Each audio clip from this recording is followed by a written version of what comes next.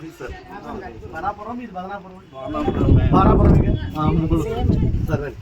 మా సిస్టర్ బాణాపురం మల్లికార్జున గారు ప్రొఫెసర్ హోదాలో డాక్టర్గా పదవీ విరమణ చేసి ఈ యొక్క సంఘాల్లో పనిచేయడానికి వారు కూడా ముందుకు రావడం జరిగింది.